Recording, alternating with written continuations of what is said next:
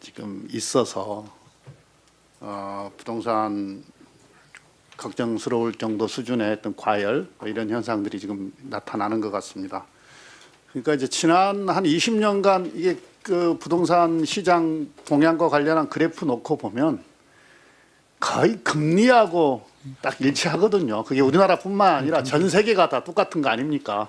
그래서 지금 우리가 추세적으로 보면 대세적으로 보면은 금리 인하기에 있기 때문에 이 부동산에 대한 걱정이 지금 많은 거 아니에요.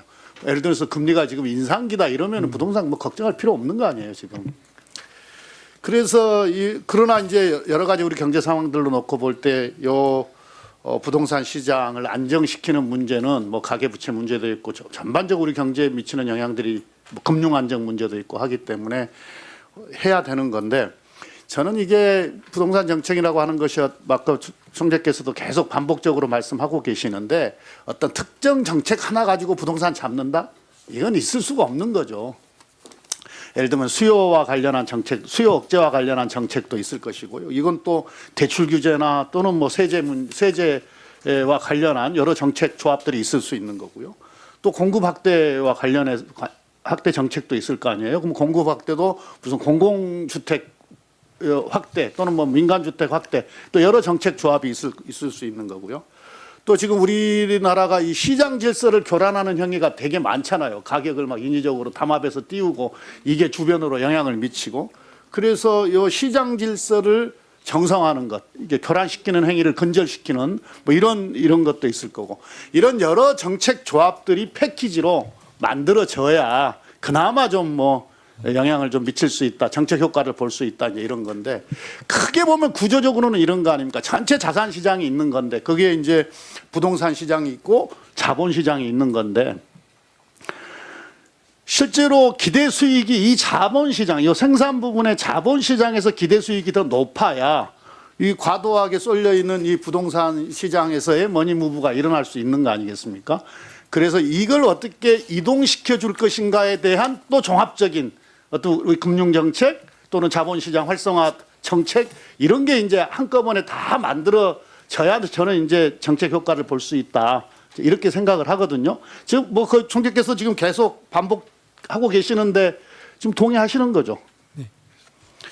그래서 이제 이번 정책을 가지고 이번에 뭐 이재명 정부 끼케야 4개월 됐는데 뭘 잘했는지 잘못했는지 막 말씀 많이 하시는데 그 비판하시는 분들 말씀을 제가 아무리 들어봐도 뭐 시장 친화형, 뭐 시장에 맞게라 뭐 많은 말씀들을 하시는데 딱 한 줄로 요약하면 그냥 빚내서 집 사게 냅두세요 이런 것 같아요.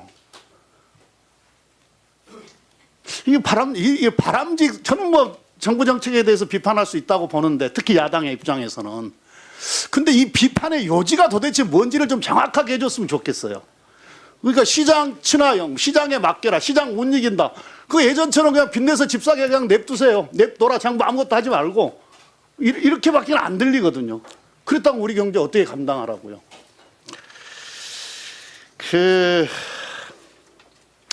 뭐 지난 정부에 뭘 잘못해서 지금 이 지경이 됐는지에 대해서 아까 앞서서 많은 의원님들이 말씀하셨으니까 생략하도록 하겠습니다.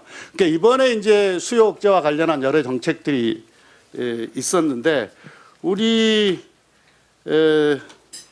한국은행에서도 지금 되게 긴장감을 가지고 지금 모니터링을 하고 있는 거 아닙니까? 네, 그렇습니다. 그래서 지난번에 9월 21일 날 내놓은 보고서 그것이 건전성 정책의 파급 영향 분석 및 통화 정책과의 효과적인 조합 이 보고서에서도 거시 건전성 정책 강화가 금리 인하에 선행될 경우에 금융 안정 효과가 훨씬 크다. 그리고 성장에 대한 부정적인 영향은 작다. 이렇게 보고를 했어요. 그리고 또 다른 보고서 주택가격 기대 심리의 특징과 시사점 6월 15일 날 낸 보고서인데 금리 인하 시점보다 거시 건전성 정책 강화가 먼저 이루어질 때 주택가격 기대 심리가 안정된다. 반대로 이렇게 하지 않았을 경우에는 정책 당국이 금융정책에 소극적이다 해서 버블을 키울 수 있다. 이렇게 지금 결론을 내고 있지 않습니까? 그러니까 이번에 정책이 여러 가지 상황들이 지금 금리 인하의 요인들이 있는데 있는데 이런 조치들을 선제적으로 취하지 않고 했다가는 경제에 크게 악영향을 미친다. 지금 이런 거 아니에요. 그래서 이번 정책에 대해서는 불가피하다. 지금 이렇게 보시는 거 아닙니까? 그렇습니까? 예, 그렇게 부작용에 대해서 좀 더 보완을 해야 되지만 물론 모든 정책에 우리가 법도 만들어보고 정책도 해보지만 100%를 만족시키는 정책은 없어요. 누구는 웃으면 누구는 또 운단 말이죠. 그걸 최소화하기 위해서 이제 우리가 보완적인 정책들도 대책도 세우고 해야 되는 건 너무 당연한 거고요. 그러나 큰 틀에서 거시적으로 봤을 때 큰 틀에서 해야 될 일을 안 했을 때는 큰일 난다. 이런 거 아니에요. 지금 버블이 생겨가지고 아주 한 나라의 경제를 한 30년 동안 어렵게 만들었던 일본의 경우도 있는 거고요. 그 다음에 미국의 리만 브러더스 사태도 있는 거고 그런 거 아닙니까? 다 그게 부동산 버블로부터 생긴 거 아닙니까? 그리고 이게 어떤 금융 시스템의 붕괴로 오기까지 했던 거 아닙니까? 실제로 미국에서도 그랬던 거고.